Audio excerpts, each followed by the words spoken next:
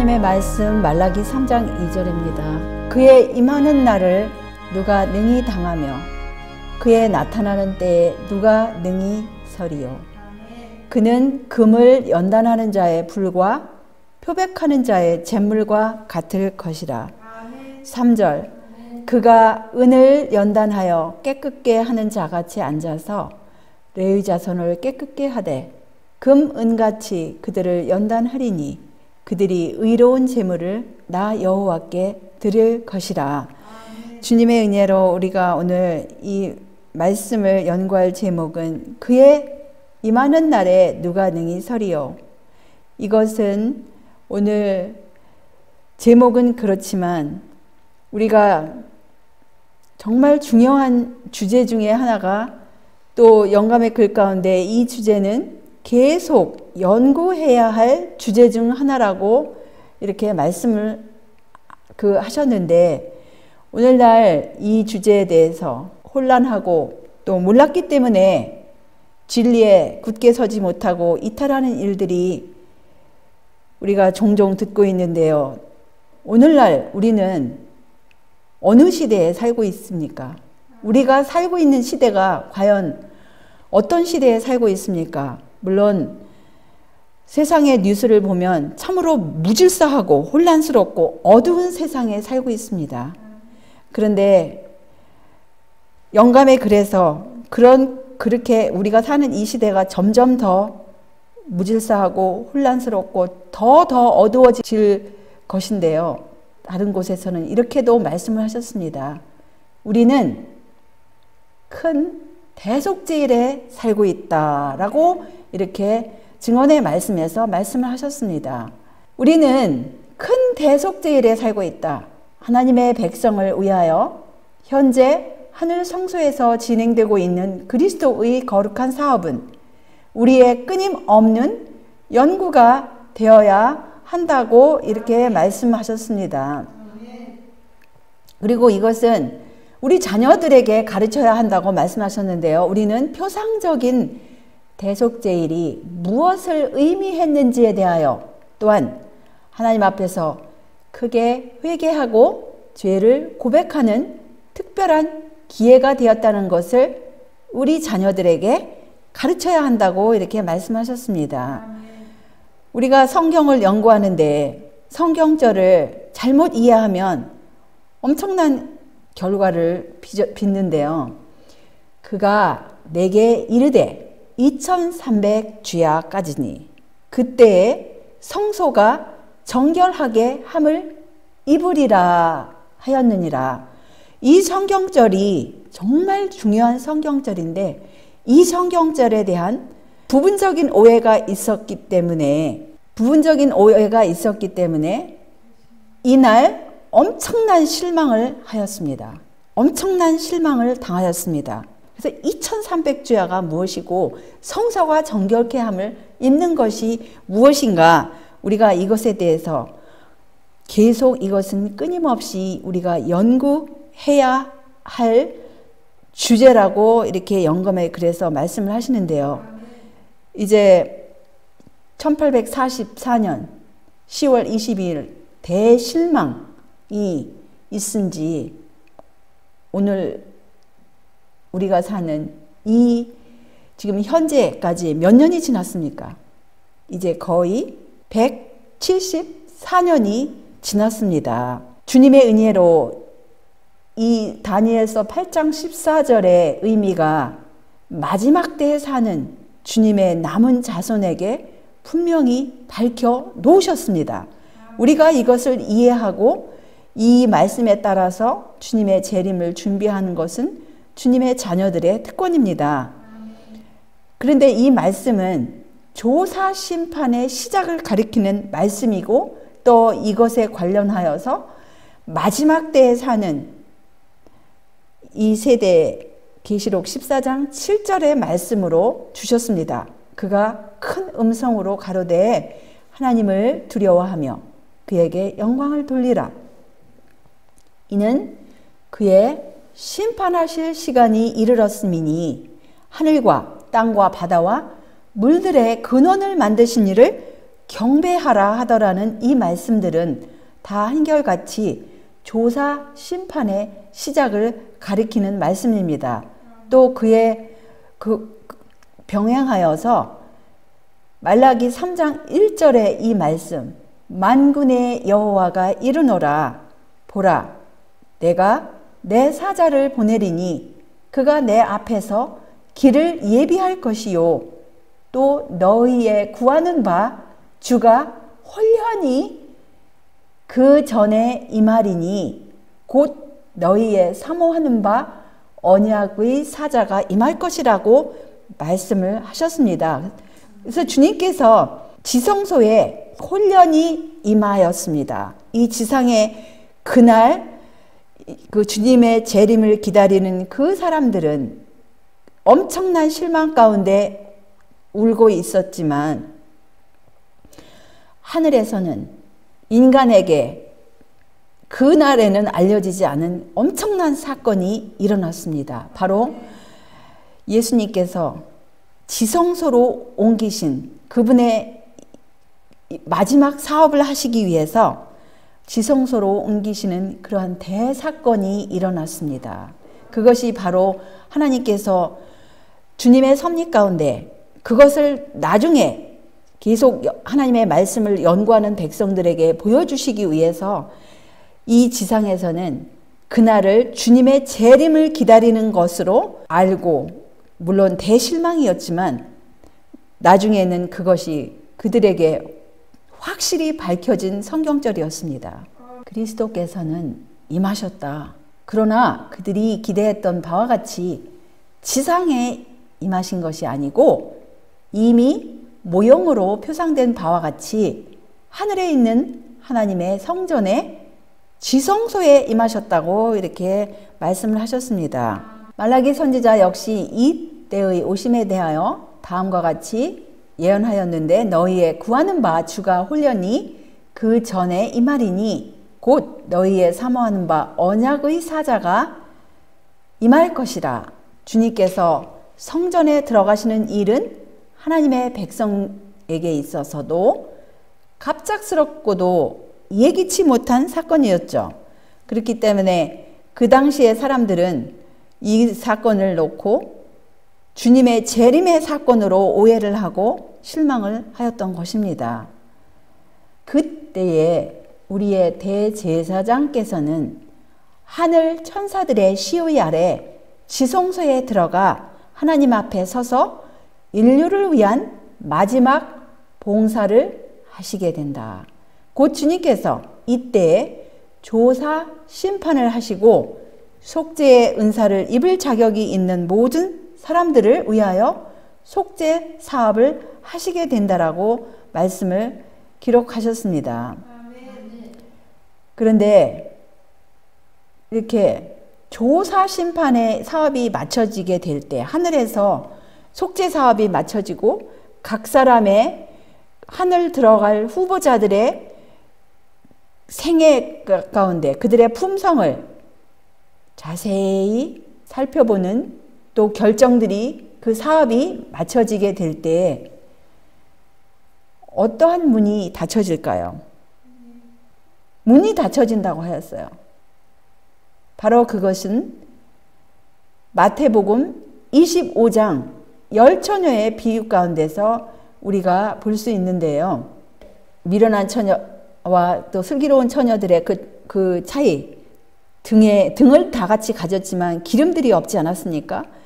보라 신랑이로다 이렇게 맞으러 나오라 할 때 다 처녀들이 일어났지만 미련한 자들은 자기의 등불이 점점 꺼져가는 것을 발견하고 기름을 좀 달라고 하였습니다. 그런데 슬기로운 자들이 대답하여서 뭐라고 했냐면, 우리가 너희와 우리가 쓰기에는 부족하니 가서 너희 쓸 것을 사라고 하였는데, 미련한 처녀들이 살아간 동안에 신랑이 오므로 예비하였던 자들은 함께 혼인잔치에 들어가고 문이 닫혔다고 하였어요. 그 문이 무슨 문일까요? 바로 그것은 자비의 문입니다. 아직도 은혜와 자비가 있는 이 문, 이 은혜의 시기 가운데 문이 닫히기 전에 은혜의 시기 가운데 우리가 살고 있는 것을 이 말씀 가운데서 볼 수 있는 것입니다. 우리가 기름을 살 수 있는 이 시기에 살 수 있는 것입니다. 그런데 문이 닫히면 기름을 살 수가 없어요. 은혜의 기름을 살 수가 없어요. 아직까지는 이 문이 열려 있음을 인하여 우리는 하나님께 감사드릴 수 있는 것입니다. 조사 심판의 사업이 마치고 각 시대에 그리스도를 따르는 자라고 공언하는 자들의 판결이 결정되면 바로 그때 은혜의 시기가 끝나고 자비의 문은 닫혀질 것이다. 예비하였던 자들은 함께 혼인잔치에 들어가고 문은 닫힌지라고 한 간단한 구절에는 구주의 마지막 봉사에서 인류를 위한 구원의 큰 사업이 완성되기까지의 모든 사실이 다 포함되어 있다고 이렇게 말씀을 하셨습니다. 오늘날, 그래서 우리가 오늘날 살고 있는 이 시대를 우리는 자비의 시대, 은혜의 시기가 있는 시대, 지성소의 시대라고 하는데요. 이 시대를 놓고 또 이 구약에서 표상으로서, 상징으로서 또 실제 실물 교훈으로서 보여주신 그런 실물 교훈이 있는데 그것이 바로 성소 제도에서 거기에서 진행된 사건 가운데서 우리가 볼 수 있는데요. 레위기 16장 17절에 보시면 그가 지성소에 속죄하러 들어가서 자기와 그 권속과 이스라엘 온 회중을 위하여 속죄하고 나오기까지는 누구든지 회막에 있지 못할 것이며 라는 말씀이 있습니다. 1년에 한 번 속죄를 하는 대속죄일이 있었음을 우리가 이 말씀 가운데서 볼 수 있는데요. 이것에 관련하여 주신 말씀이 이렇습니다. 예수님의 중보 사업을 통하여 축복을 받을 수 있는 사람들은 위대한 속죄 사업을 행하시는 예수님을 믿음으로 따라가는 사람들 뿐이다라고 이렇게 말씀을 하십니다. 그와 반면에 이 중보 사업이 밝히 가르쳐주는 빛을 거절하는 자들은 그분께서 중보하시는 혜택을 얻을 수 없다라고 말씀을 하십니다. 지금 예수님께서 속죄 사업을 하고 계시는데 그런데 이 사업을 통하여서 축복을 받을 수 있는 사람들은 이 사업이 밝히 가르쳐주는 이 말씀들, 말씀의 빛을 받아들이는 자들에게만 이것이 혜택을 받을 수 있지 이 말씀을 오해하고 이 말씀을 거절하고 무시하는 자들에게는 이 예수님께서 지금 현재 진행하고 계시는 그 속죄 사업의 혜택에 들어갈 수가 없다라는 말씀입니다. 레위기 23장을 보시면 27절에 7월 10일은 속죄일이니 너희에게 성회라. 너희는 스스로 괴롭게 하며 여호와께 화제를 드리고 이날에는 아무 일도 하지 말 것은 너희를 위하여 너희 하나님 여호와 앞에 속죄할 속죄일이 됨이니라. 이날에 스스로 괴롭게 하지 아니하는 자는 그 백성 중에서 끊쳐질 것이라는 이러한 말씀을 하시면서 이날은 이 대속죄일은 특별히 백성들이 자기를 살피고 남을 살피는 날이 아니에요. 자기를 살피는 날이었습니다. 자기를 살피고 자기 스스로 괴롭게 하고 아무 일도 하지 아니하고 온전히 하나님 앞에서 자기를 괴롭게 하는 날이었습니다. 또한 32절에 보시면 이는 너희의 쉴 안식일이라. 너희는 스스로 괴롭게 하고 이달 9일 저녁 곧 그 저녁부터 이튿날 저녁까지 안식일을 지킬지니라고 말씀을 하셨습니다. 이 말씀에 관련된 여러 예언의 신을 보시면 그 중에 하나 이런 말씀하셨습니다. 모형적 봉사에 있어서 대제사장이 지성소로 들어가면 온 이스라엘 족속은 성소 주위에 모여서 죄 사함을 받고 회중에게서 끊어지지 않기 위하여 지극히 엄숙한 태도로 하나님 앞에 마음을 겸비하게 하도록 요구되었다. 그렇다면 우리는 지금 우리가 사는 이 시대는 그때는 1년에 한 번, 지금 이 마지막 때 1844년 이후에 있을 실제적인 대속죄를 보여주시기 위해서 미리부터 그것을 표상적으로 성소에서 그렇게 봉사가 있었는데, 또 백성들이 1년에 한 번 참여하였는데, 우리는 1년 365일 우리가 사는 이 시대는 실제적인 대속죄일, 날마다 대속죄일에 살고 있는 것입니다. 그런데 이 날마다 실제적인 대속죄일에 있어서 우리의 대제사장 그리스도께서 하시는 그 일을 이해하고 우리가 해야 할 그 의무를 깨닫는 것이 얼마나 더 기묘한 일이겠습니까?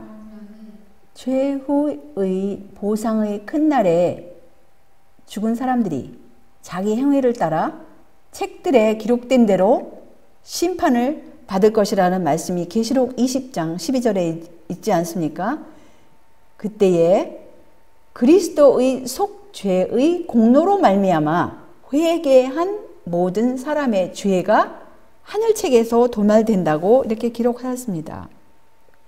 이와 같이 하여 성서는 죄의 기록에서 해방 또는 정결케 되는 것이라고 기록을 하셨습니다.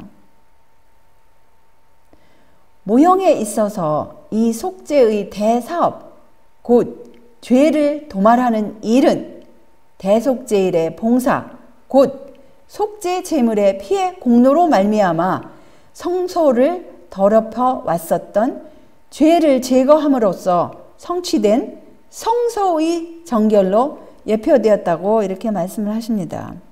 최후의 속죄 때에 진심으로 회개한 자의 죄가 하늘의 기록에서 도말되고 다시 기억되거나 마음에 떠오르지 않게 되어 있는 것과 같이 그 상징에 있어서도 죄는 회중으로부터 영원히 분리되어 광야로 옮겨지게 된 그것이 바로 두 염소 중에 하나, 아사셀 염소가 이제 광야로 가지 않습니까?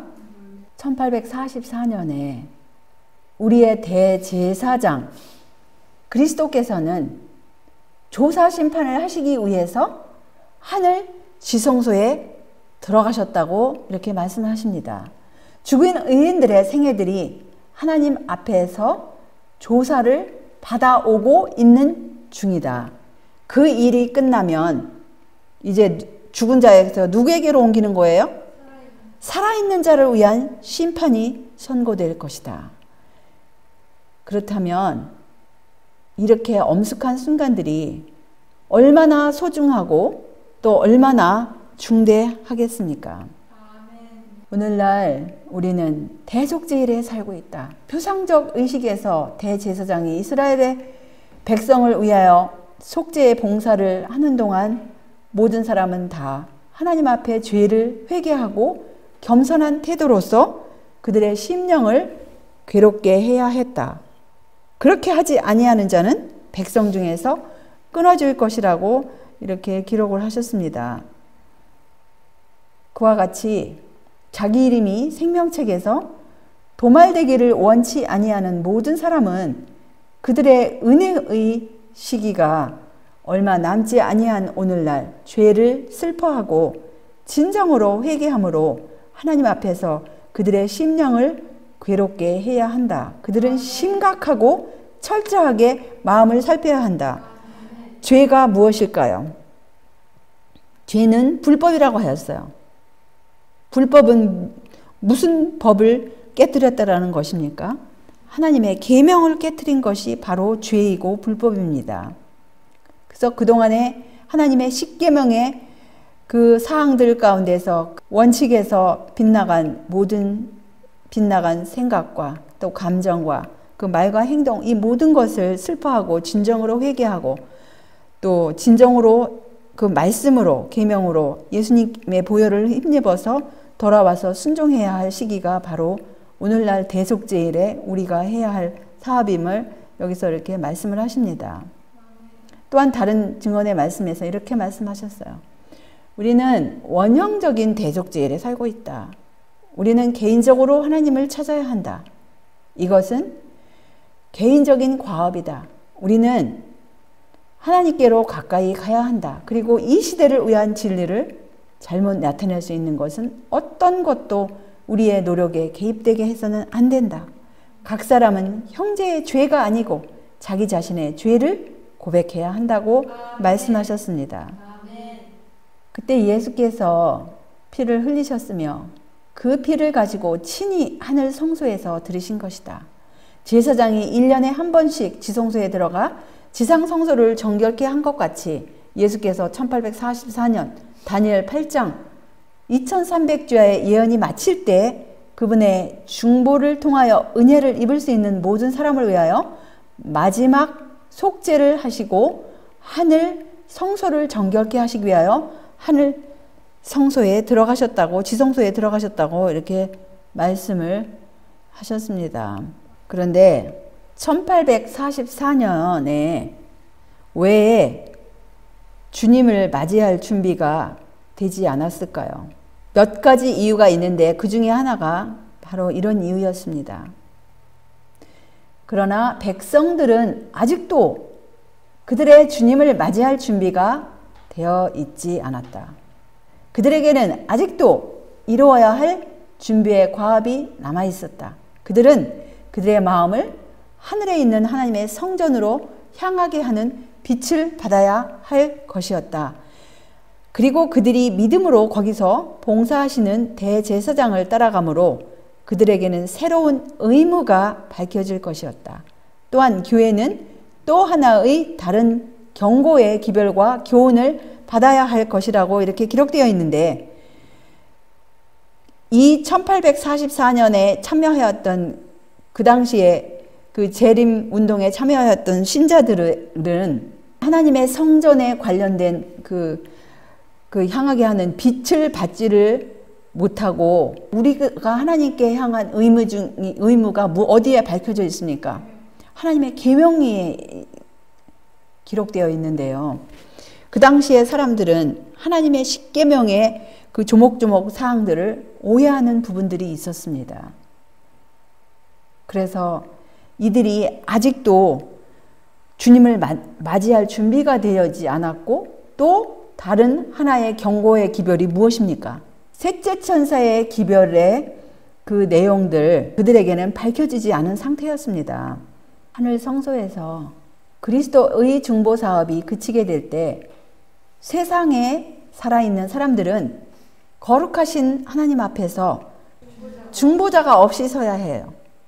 그들의 옷은 흠이 없어야 하고 그들의 품성은 피부림을 통하여 죄에서 깨끗해졌어야 한다.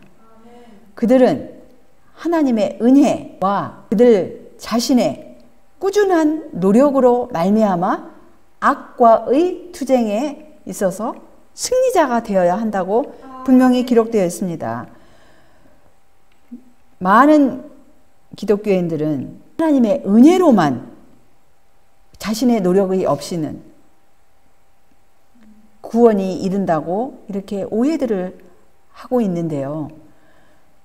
하나님께서 은혜를 주시는 동안에 그 은혜를 우리가 헛되이 받을 수도 있습니다. 그래서 우리가 그 은혜를 헛되이 받지 않도록 우리가 꾸준한 노력으로 그 은혜를 정말 받을 수 있도록 그 은혜를 받아야만 악과의 투쟁에서 승리자가 되기 때문에 하나님의 은혜는 받고자 꾸준히 노력하지 않는 자에게는 임할 수가 있겠어요, 없겠어요? 전혀 무관심한 상태에서는 그것을 받을 수가 없습니다. 하늘에서 조사 심판이 진행되고 있는 동안 회개한 신자들의 죄가 성소에서 도말되고 있는 동안 세상에 있는 하나님의 백성들 사이에는 정결케 하고 죄를 버리는 특별한 일이 이루어져야 한다. 요한계시록 14장의 기별에 이 사업이 더욱 분명하게 기록되어 있다고 그 세천사 기별 가운데 죄를 버리는 특별한 이 일이 조목조목 나와 있음을 여기서도 또한 이렇게 말씀을 하고 계시는 것입니다. 그래서 그 세천사 기별을 개인적으로 각 사람의 이 기별을 받아들이고 순종할 때에 그리스도를 따르는 사람들은 그분의 재림을 맞이하기 위한 준비를 갖추게 될 것이다. 그때에 유다와 예루살렘의 헌물이 옛날과 고대와 같이 나 여호와께 기쁨이 될 것이다. 주님께서 오실 때 주님의 교회로 받으실 만한 교회가 그때는 영광스러운 교회로 세우사 티나 주름 잡힌 것이나 이런 것들이 없는 교회가 될 것입니다. 그때의 교회는 아침빛같이 뚜렷하고 달같이 아름답고 해같이 맑고 기치를 버린 군대같이 어미가 있을 것이라는 이 말씀을 인용을 하셨습니다. 상징적 의식에는 죄를 회개하고 고백함으로 하나님 앞에 나온 사람들, 곧 그들의 죄가 속죄 제물의 피를 통하여 성소로 옮겨진 자들만이 대속제일의 봉사에 참여할 수 있었다. 그와 마찬가지로 마지막 대속제와 조사심판의 날에는 하나님의 백성이라고 공언하는 사람들의 사건만을 다루게 되어 있지 않습니까? 그런데 그때 그 심판의 표준이 이 조사심판에서 다루어질 심판의 표준이 무엇입니까? 바로 그것은 하나님의 율법이라고 하셨습니다. 자유의 율법으로 심판을 받는다고 하였는데 하나님의 십계명은 사람으로 하여금 죄로부터 이 십계명을 순종하는 사람, 십계명의 원칙이 마음 가운데 기록된 사람은 죄로부터 자유함을 입을 수 있는데요. 그것은 바로 이 조사심판 때에 각 사람의 품성과 생애를 측정하는 표준이라고 이렇게 말씀을 하셨습니다. 지금 조사심판이 하늘에서 진행되고 있는데 이제 죽은 자가 다 끝나면 각 사람의 이제 살아있는 이 지구상에서 소위 하나님을 믿노라고 하였던 사람들의 생애를 측정하는 표준이 있는데 많은 사람들이 다른 사람들의 품성을 논하지 않습니까? 품성이라는 단어를 자주 듣는데요. 아무아무에게 품성, 누구누구의 품성. 우리는 이런 말씀들을 기억할 때 그렇게 쉽사리 다른 사람의 품성을 놓고 이러쿵저러쿵 할 말을 하지 않을 것입니다. 이런 말씀을 또한 하셨습니다. 그리스도께서 성소를 정결케 하고 계시는 동안 지구상에 있는 예배자들은 그들의 생애를 엄밀히 살펴야 하며 그들의 품성을 의의 표준과 비교해 보아야 한다고 이렇게 말씀하셨습니다. 지금 다른 사람을 살필 때가 아니에요. 다른 사람을 살피고 전화를 붙들고 다른 사람에게 이러쿵저러쿵 이야기할 때가 아닙니다. 각자는 정말 하나님의 말씀을 놓고 우리 예수님 앞에 나와서 또 하나님의 이 십계명의 원칙과 자기 생애를 비교하면서 자기의 과거와 현재의 생애를 놓고 자기를 살펴야 할 때예요. 자기를 살피지 않는 사람들이 하는 일이 누구를 살핍니까? 남을 살피고 남에 대해서 이야기가 많아요. 그 사람들은 자기를 살필 때 인간으로 태어난 사람이 어떻게 다른 사람을 놓고 이러쿵저러쿵 말을 할 수가 있습니까? 진리를 믿노라고 주장하며 하나님의 율법을 옹호하는 교회들은 먼저 그 율법을 지켜야 하며 모든 악에서 떠나야 한다. 교회의 각 신자들은 개인적으로 악을 행하게 하는 시험과 죄 가운데서 방종하게 하는 시험을 거부해야 한다. 교회는 회개와 겸비와 마음을 깊이 살피는 것으로서 순결케 하는 사업에 착수해야 하는데, 이는 우리가 예표된 대속제일 아니면 실제적인 대속제일, 곧 영원한 결과가 따르는 엄숙한 시간에 처하여 있기 때문이라고 말씀하십니다. 우리가 사는 이 날마다는 실제적인 대속제일이에요. 우리가 우리 마음을 괴롭게 하고 우리를 살피고, 정말 우리 하나님 앞에 누가 능히 서겠습니까? 예수님의 보혈을 붙들고 예수님의 공로를 붙들고 그것을 자기 것으로 삼는 것이 무엇인지 아는 사람만이 이때에 설 것입니다. 잠언 28장 13절의 말씀을 보시면, 자기의 죄를 숨기는 자는 형통치 못하나 죄를 자복하고 버리는 자는 불쌍히 여김을 받으리라고 이렇게 말씀을 하셨습니다. 속죄의 봉사가 마칠 무렵의 광경은 실로 엄숙하다. 거기에 관련된 관심은 참으로 심각하다. 심판은 오늘날 하늘에 있는 성소에서 진행되고 있다. 이 사업은 오랫동안 계속되어 왔다. 지금 174년 동안 이 사업이 진행되어 왔어요. 신속히, 얼마나 신속히 오늘날 살아있는 자들의 사건이 취급될지 아무도 모른다. 엄숙하신 하나님 앞에 우리의 온 생애가 드러날 것이라고 말씀을 하셨습니다. 이때 주시는 말씀은 주의하라, 깨어있으라. 그때가 언제인지 알지 못함이니라. 마가복음 13장 33절의 말씀이고요.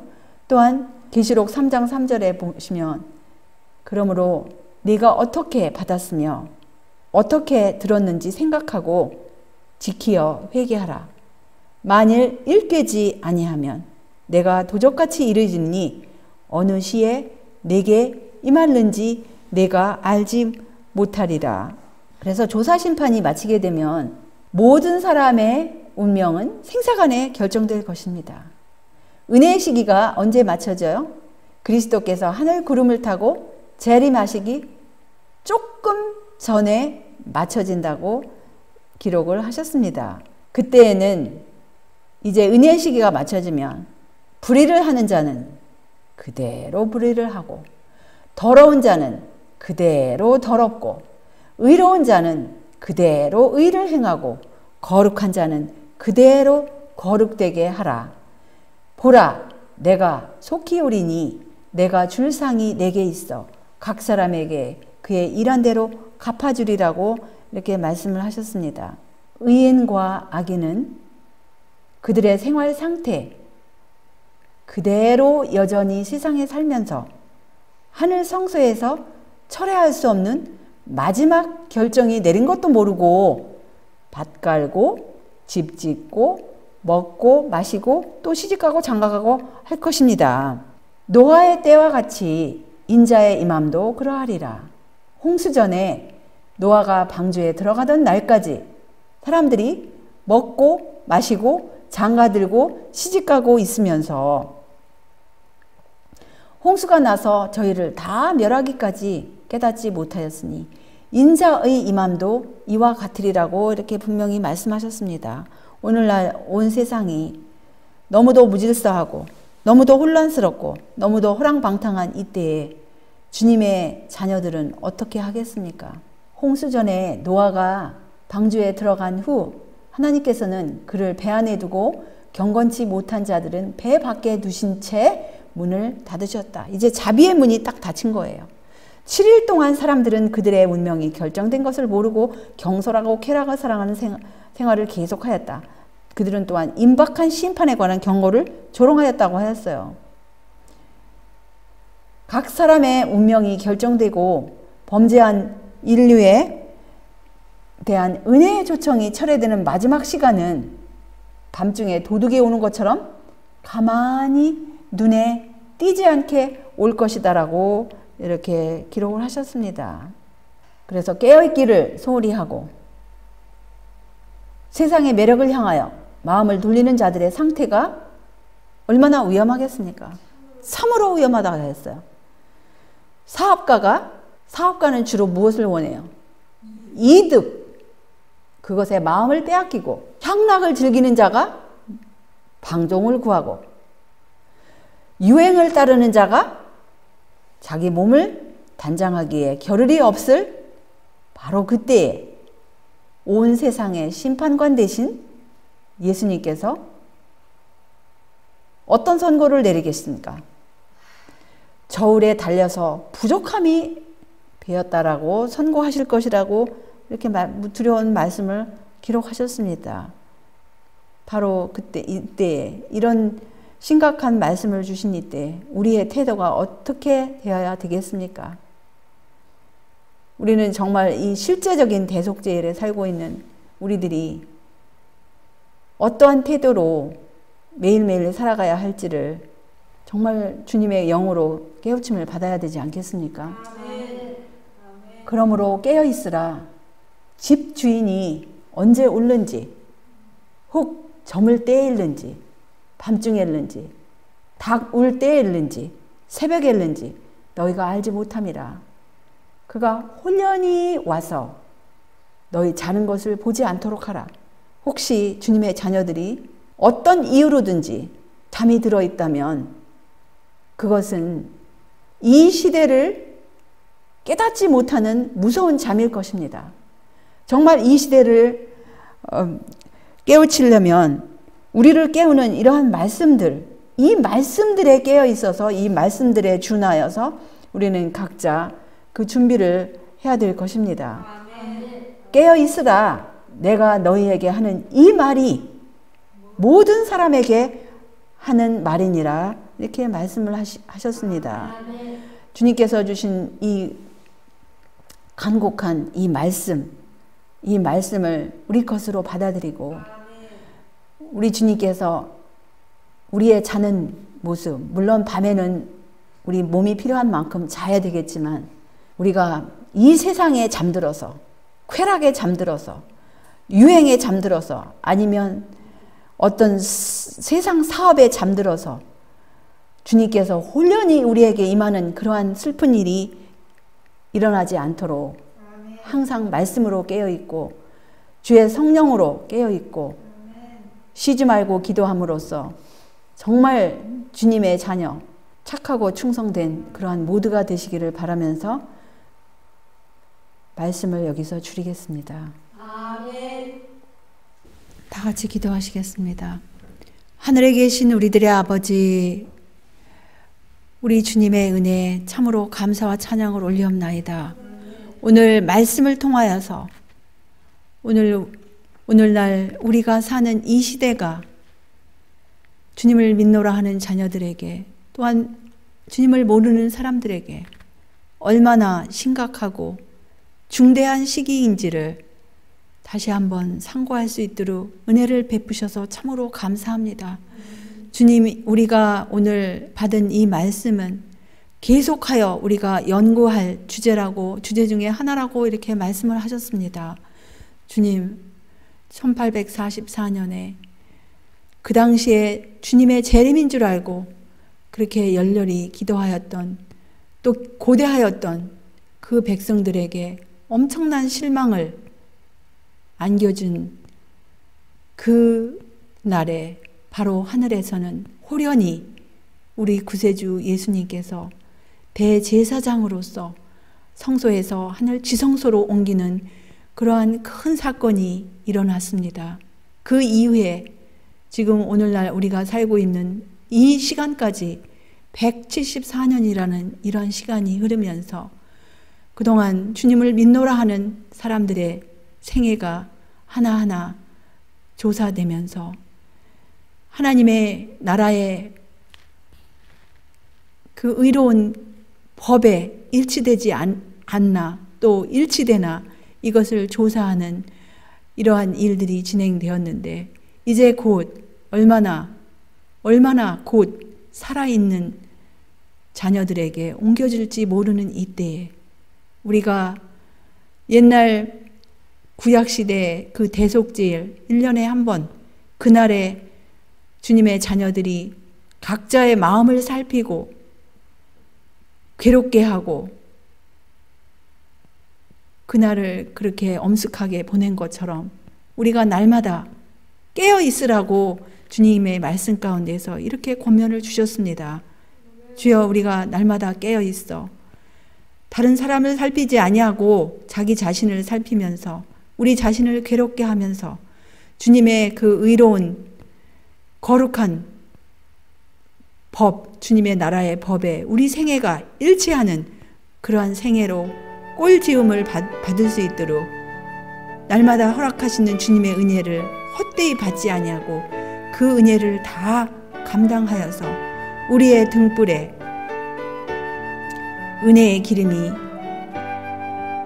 넘침으로 주님의 재림하시는 그날에 우리가 준비되는 슬기로운 처녀들 될 수 있도록 우리를 준비시켜 주시옵기를 예수님의 이름으로 간절히 기도 올리옵나이다.